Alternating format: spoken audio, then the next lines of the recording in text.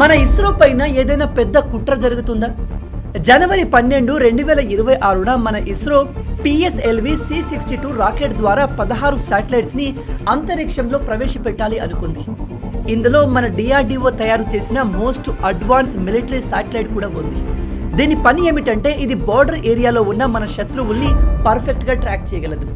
బార్డర్లో మన శత్రువులు ఎక్కడ ఉన్నారు, ఎంతమంది ఉన్నారు, వాళ్ళు ఎటువంటి ప్లాన్లు చేస్తున్నారు అనే విషయాన్ని ఎప్పటికప్పుడు మన మిలిటరీకి ఇన్ఫార్మ్ చేస్తుంది. ఈ మిషన్ సక్సెస్ అయితే చైనా, పాకిస్తాన్లకు మన ఇండియా అతిపెద్ద ఛాలెంజ్గా మారుతుంది. కానీ ఏమైందో తెలియదు. సడన్గా ఈ రాకెట్ ఫైనల్ స్టేజ్లో ఫెయిల్ అయిపోయింది. ఇప్పుడు మీలో కొందరు ఇందులో కుట్ర ఏముంది బ్రో, రాకెట్స్ అన్నాక కొన్ని ఫెయిల్ అవుతాయి, కొన్ని సక్సెస్ అవుతాయి అని మీరు అనుకోవచ్చు. కానీ ఇక్కడే ఒక ట్విస్ట్ ఉంది. సేమ్ ఇలాంటి ఒక మిలిటరీ శాటిలైట్ని అంతరిక్షంలో ప్రవేశపెట్టేందుకు ఇస్రో లాస్ట్ ఇయర్ అంటే 2025 మే 18న PSLV C61 రాకెట్ని లాంచ్ చేసింది. అది కూడా సేమ్ ఇలాగే థర్డ్ స్టేజ్లో ఫెయిల్ అయింది.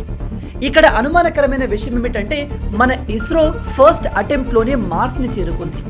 అమెరికా, రష్యా లాంటి దేశాలు ల్యాండ్ అవ్వడానికి భయపడే చంద్రుడి సౌత్ పోల్ పైన మనం ల్యాండ్ అయ్యాం. సూర్యుడికి అతి దగ్గరగా ఆదిత్య మిషన్ని పంపగలిగాం. అంతటి టెక్నాలజీ కలిగిన మన ఇస్రో అండ్ ఇస్రో సైంటిస్టులు సేమ్ మిస్టేక్ని 2 సార్లు వరుసగా చేశారు అంటే నమ్మశక్యంగా ఉందా? పైగా ఈ ఫెయిల్ అవుతున్న PSLV రాకెట్ యొక్క సక్సెస్ రేట్ 90% కన్నా ఎక్కువ. గత 35 సంవత్సరాల్లో ఇది కేవలం 3 సార్లు మాత్రమే ఫెయిల్ అయింది.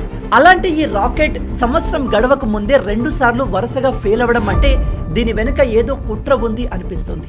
మన మిలిటరీ శాటిలైట్ ని అంతరిక్షంలో లాంచ్ చేయకుండా ఎవరో ఆపుతున్నారు అనిపిస్తుంది.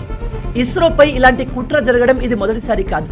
నంబి నారాయణన్ గారిని కావాలని ఒక ఫేక్ కేసులో ఇరికించి మన ఇస్రో క్రయోజెనిక్ రాకెట్ ఇంజన్ తయారు చేయకుండా చేశారు.